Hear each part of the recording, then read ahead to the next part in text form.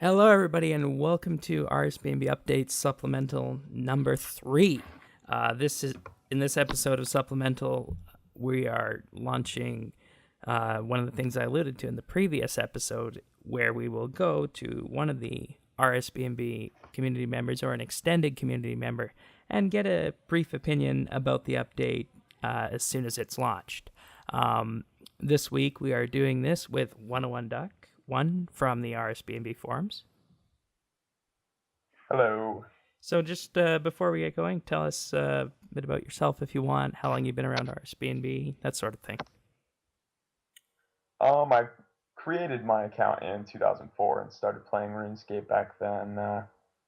I took a bit of a sabbatical for a few years and came back, and I actually found RSBANB last year and I've been subscribed to the podcast ever since and have been sending in questions every now and then. Alrighty, well, we thank you for your listenership, and let's begin.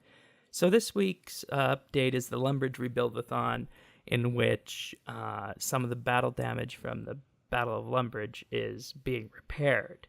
So the Lumbridge Rebuildathon as an event is an interesting way to bring players into the game decisions once again after the battle is concluded. What do you think of the effort as a whole? To be honest, I do feel as though it could have gone a bit better. They could have gone in a different direction. I do like the fact that Jagex's devs are really trying to involve player decision. But it seems like this is just sort of an afterthought to the actual battle, and it's not in and of itself a true event. Also at this point in the game, all you really do is go pick up some rocks and boom, you're done. But while they could turn things around and offer some pretty cool stuff later on, right now I think it's a bit underwhelming. All right, then. So on that same kind of track, Explorer Jack's home, Hank's fishing shop, and the Lumbridge General Store are the buildings that are going to be rebuilt.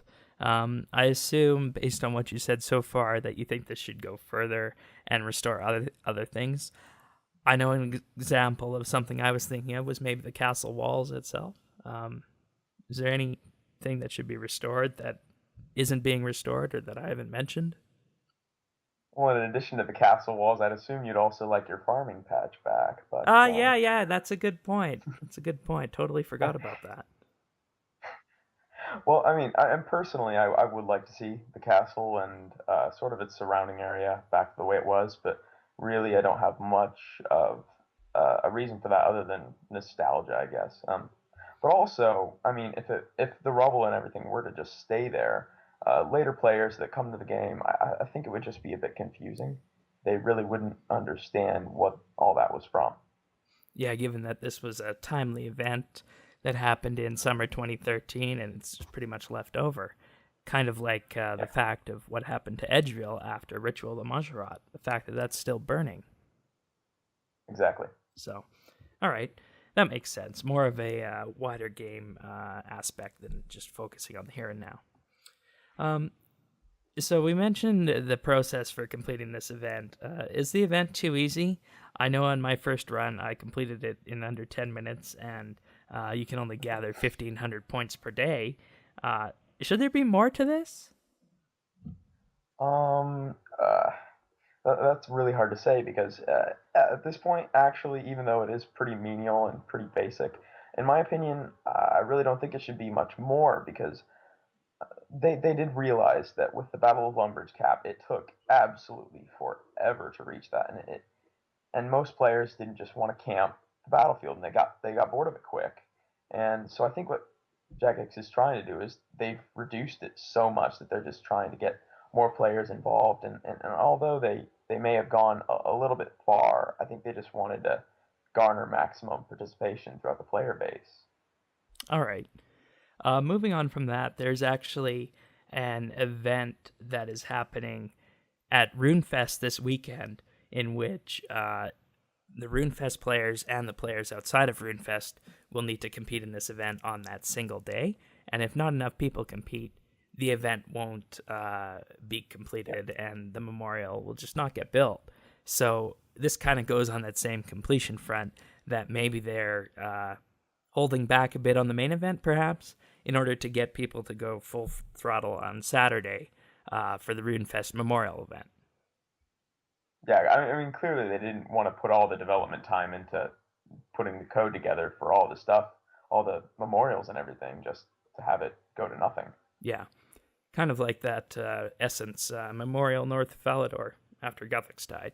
Mm-hmm. But anyways, given that we're around the Halloween time of year, would you have rather seen a more traditional Halloween event? Um, to me, that sort of depends on traditional, because last year I thought last year was just horrible, because I mean, I understand that they were really busy with the EOC and everything, but they essentially just took the code from the Easter event, copied and pasted it, and just edited it a few times just to like put in the ectoplasmator and all that kind of stuff. But so honestly, I find this a nice change.